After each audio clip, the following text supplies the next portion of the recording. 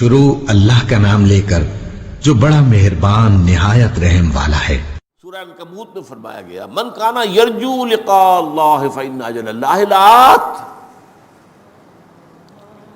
جو کوئی بھی اللہ سے ملاقات کا امیدوار ہے وہ مطمئن رہے، ریسٹ ایشورڈ کہ اللہ کی ملاقات کا وقت آ کر رہے گا۔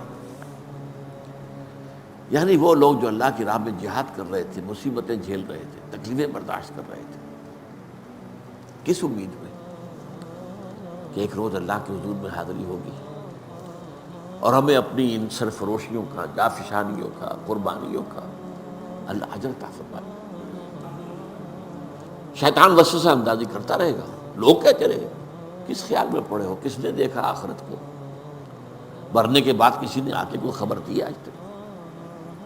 کس امید موہوم میں تم اپنے آپ کو ہلکان کر رہے ہو، پتہ نہیں وہ دن آتا بھی ہے کہ نہیں آتا۔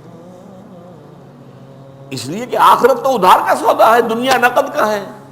اور کام یہی ہے کہ 9 نقد نہ 13 ادھار۔ تمہیں 9 روپے اگر کسی شے کی قیمت نقد مل رہی ہے تو وہ لے لو، 13 ادھار والے نہ لو، کیا پتہ ادھار ملے نہ ملے، مر جائے رقم پوری۔ تو یہ وسوسہ جو ہے شیطان کرتا ہے، پتہ نہیں آتا ہے کہ نہیں آتا، کوئی یقینی بات تو نہیں ہے نا، کس نے دیکھی آخرت۔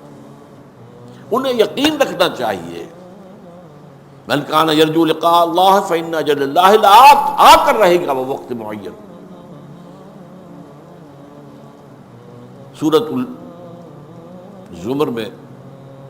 وَيَرْجُو رحمت ربہ، وہ شخص کے جو اپنے رب کی رحمت کا امیدوار، اور یہی سورہ بنی اسرائیل میں بھی میں پچھلے دنوں یہ آیت آپ کو سنا چکا ہوں کہ یہ مشرکین جن آلہہ کو پکارتے ہیں، یعنی انبیاء، صدیقین، اولیاء اللہ یا ملائکہ جو فی الواقع موجود ہیں، ان کے وجود سے تو انکار نہیں ہے، باقی اور جو کچھ گھڑ لیے ہیں وہ اپنے طرف سے، ان کے لیے تو کوئی دلیل نہیں ہے، نہ عقل میں، نہ نقل میں، نہ وحی میں، لیکن یہ تو واقعہ ہے، فرشتے ہیں، ملائکہ ہیں، اولیاء اللہ کی ارواح ہیں، انبیاء کی ارواح ہیں، لیکن یہ ان کو جو پکار رہے ہیں یہ کام غلط کر رہے ہیں۔ اولئک الذین یدعون، جن کو یہ پکار رہے ہیں، یبتغون الی ربہم الوسیلہ، وہ تو خود اپنے رب کی قرب کی تلاش میں ہے، وَيَرْجُونَ رَحْمَتَهُ، اور اپنے رب کی رحمت کے امیدوار ہیں، وَيَخَافُونَ عَذَابَهُ، اور وہ بھی اللہ کے عذاب سے بالکل نڈر نہیں ہے۔ جیسے کہ حضور نے فرمایا کوئی شخص محض اپنے عمل کی بنیاد پر جنت میں داخل نہیں ہوگا۔ جب کسی نے بڑی ہمت کی پوچھ لیا کیا حضور آپ بھی؟ فرمایا ہاں، الا ان تغمد بی ربی رحمت ربی، جب تک کہ اللہ مجھے ڈھانپ نہ لے گا اللہ اپنی رحمت سے، میں بھی نہیں داخل ہوں۔ اس سے حضور خالی نہیں، اور کون ہو سکتا؟ تو بین الخوف والرجاء کا معاملہ جو ہے، البتہ ایک حدیث بیان ہوتی ہے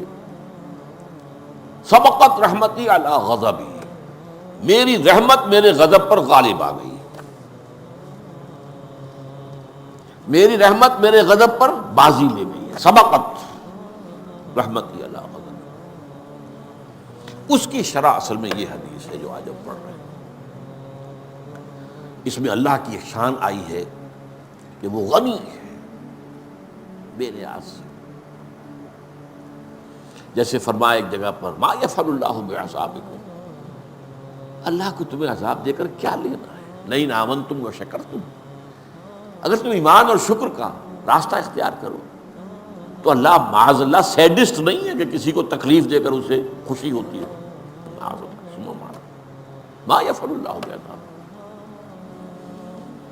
تو الغنی 8 بار آیا ہے قرآن میں اللہ کا نام، اور لغنی 2 مرتبہ، اور غنین منصوب حالت میں 3 مرتبہ۔ اللہ غنی ہے، کوئی اس کو ضرورت نہیں، جس کی ایک حدیث ہم پڑھ چکے ہیں کہ اگر زمین کے آسمان کے تمام باسی اول و آخر، قل ان کان انسکم و جنکم اولکم و آخرکم، اولین بھی آخرین بھی، انسان بھی جن بھی، سب کے سب